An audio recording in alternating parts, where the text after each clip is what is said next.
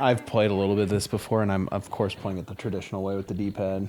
Oh yeah, yeah. I've only played Warped. I don't think I've played other two. I think this is kind of a cool little. It's like, hey, this is 32-bit going up to PS4 graphics. Oh, it's fully remastered too. Oh yeah. Okay. Yeah. So, but it's been pretty incredible because like it has like the same feel. It's just like, oh, I'm expecting it to just feel a little different because its graphics are better, and I'm like, no, it actually handles and controls the same exact way. It's pretty incredible. Crash Bandicoot, N.Sane Trilogy. Yeah, the thing I was watching about was about the first Crash Bandicoot and like basically launching like the first like 3D game basically. Mm-hmm. So which one are we wanting to do? I'm down for the original, honestly. Let's go for it. I'm down for the original. I've played a lot of Warped, but like at the same time, it's a classic to me. Like it's. Well, the original's got that original theme to it. You know what I mean? Warped has some more sci-fi themed stuff. Oh yeah, each one has its like own little gimmick to it, and this is just like, hey, we need to start a franchise somehow. We have this PlayStation console that we're gonna be able to do 3D stuff with, so. Dude, they really we need a mascot. They really got like to make the game work on PlayStation. They straight up like hacked the PlayStation like to work. Like they would like really like it would be like because there's like, you know, GPU and CPU, and it would be straight up like them just going into different areas of the PlayStation test unit that they had and like just deleting things and see if it still worked. Like, because they don't have room. Or like when a level starts, they'd like have packets where like the whole level's not loaded because they don't have enough memory to load even like half of the level. So it would like load it in like lines where it would be like, if you're moving forward, then all the packets ready for what's coming up are like ready to be pulled out of memory. Right. And from what I remember too, that's why the game is designed the way it is, with some like little twists and turns so you can't see too far ahead of yourself, so it can keep loading stuff as you get closer because the draw distance just wasn't there. That's what they talked a lot about too, is that like they made a 3D game, but in a lot of ways they would always try to reduce a dimension. So like the levels where you're like riding the pig or like going forward or backward, or like this, they reduced it to like one little way that you can go through. You know what I mean? Yeah. So like, yeah, it's 3D, but it's only this much of the screen, and like you can get more. Okay. I guess I got a little too close there. No, it's really interesting, and that's the beauty of video games that just draws me back to some of the older retro stuff. This is another playthrough, guys. Hey, welcome back to Zero Sigma. This is a very long, kind of cold, rolling open, I guess. But yeah, we're back from a nice little hiatus. I went to Mexico in that time, and we've just been kind of resting up because it's busy work, man. It's a lot of stuff we got to do, and it's. Oh, just knock that one away. Oh, was that an extra life that I just whacked away from? I was like, no, get away from me. But yeah, so this is the remastered Crash Bandicoot trilogy. So we're going ahead and starting with the original, and we're at Insanity Beach. And so I never had a PlayStation as a kid, but I had a buddy who did, and I was just so fascinated that they were discs for some reason. They weren't cartridges, and I was like, look, this thing just spins around and like a game happens. It's so cool. Dude, PlayStation was like the first like mass available like CD-ROM, effectively. Like you had them in computers and stuff, but they just didn't do the same thing. They didn't do the same things as the right at the very end. I'll let you take the next level. No, you're cool. Man, this is making me think of like I never had a PlayStation. I only had PlayStation 1 when I was a little bit older. But dude, you ever play Worms? No, not personally, Dude, but I know what it is. Played so much Worms on my buddy's PlayStation 2. Oh man, Worms Armageddon, I think is what we used to play. Mm-hmm. Dude, yep. So fun. It's basically just like you can move a little bit. You can use your turn to move, or you can use your. Oh, I have to. Oh, I missed. Whatever. I'm just going to get across. Oh, there's an extra life in that one. Obviously, the goal of each of these levels is to get all the boxes if you can. I missed, 7? So it's whatever. But you get to still advance. But to kind of bring it back to what I was talking about before, though, too, is like what I love about retro games and like what the magic and the charm is that you get in games that have limitations. You have to like find creative ways to get around the limitations and the graphics and what the game hardware is able to do. Like, so when you're programming your game, it's just like, oh, I can't see that far in the distance without it looking really bad. So we have to like create a way around that. And so like that's kind of what this is doing here. Is like you can't see straight ahead of you. It turns just so it can load. This is the PS4, so obviously it can do it. But like on the PS1, that's why the game is designed this way. Oh yeah, it feels way more like an art project where like you're trying to figure it out as you go along, where it's like, yeah, it's not perfect because this thing, we're making something unique and like we're stretching the limits of what we can do. Like nowadays it's like even like Skyrim or something where it's like, you know, any big RPG, it's like the map being massive is like a given. Yeah. And it's like, it feels like in a lot of ways it's some kind of like it's like a gimme where it's like, oh, well, the map is massive, so that means that the game is interesting. Not always, but yes. No. I'm trying to think of an example of that, but Sonic, one of the Sonic games, I don't know, one of the newer Sonic games was just like, look at all the stuff you can do, but we had to rush it to market, so we didn't. Well, that was close. It's like, but we didn't fill the game with anything interesting. We just made it really large, and that way it makes you feel like you're playing this big epic artistic achievement. I'm like, no.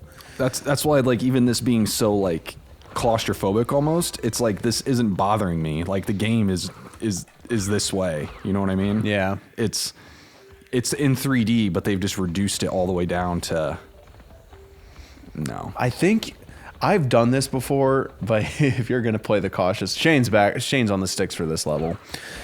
Oh, I just got hit. Good job.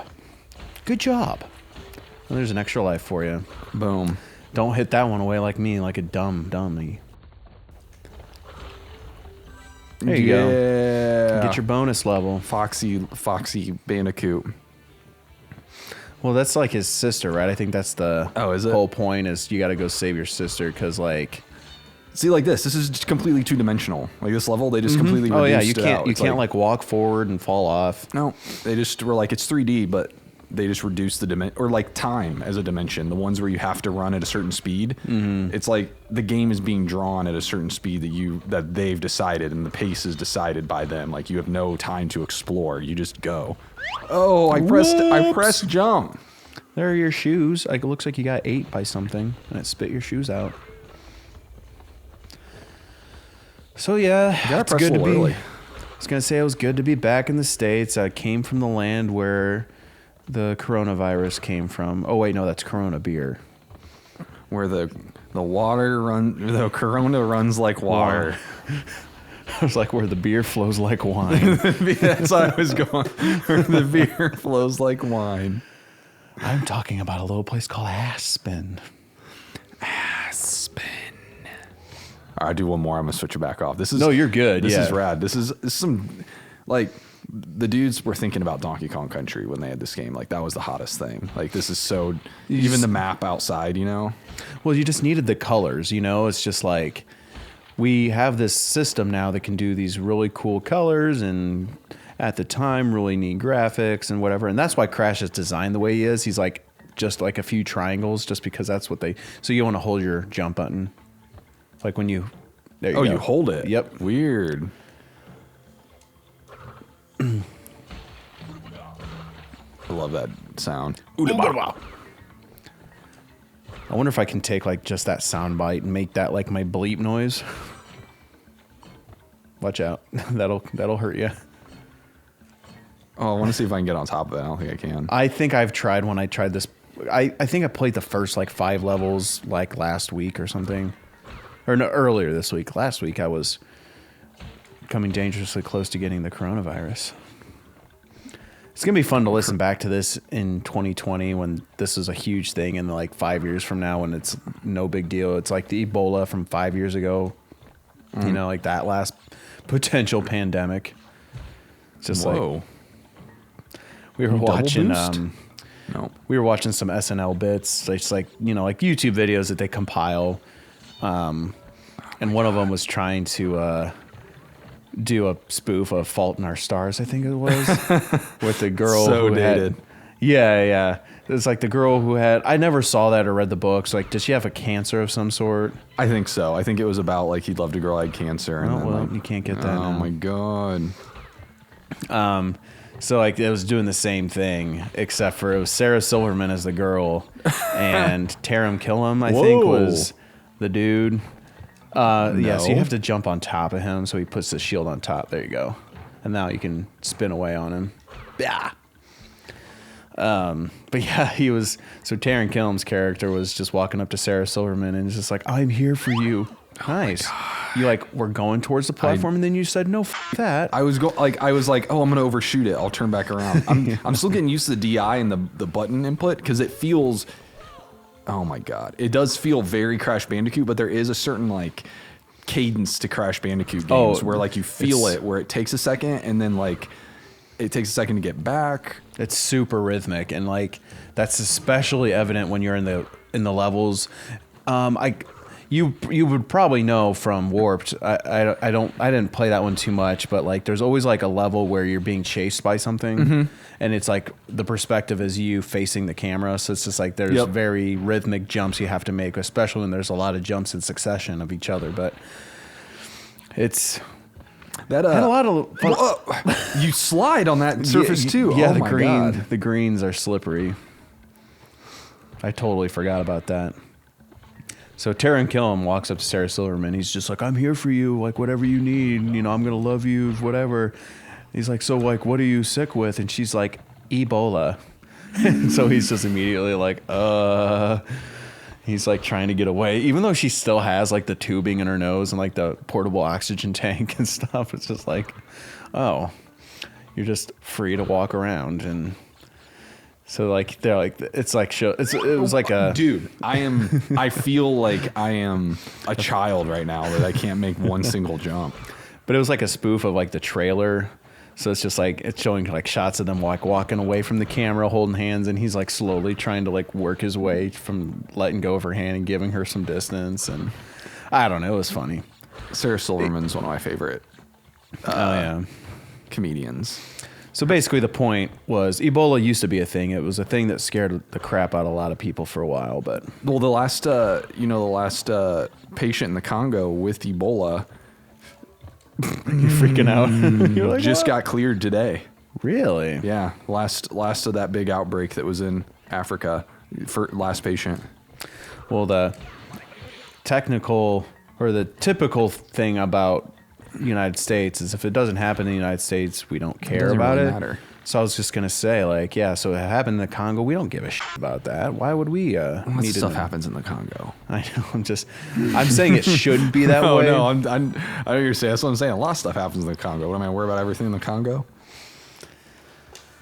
All right, here's another. You got this. Ooh.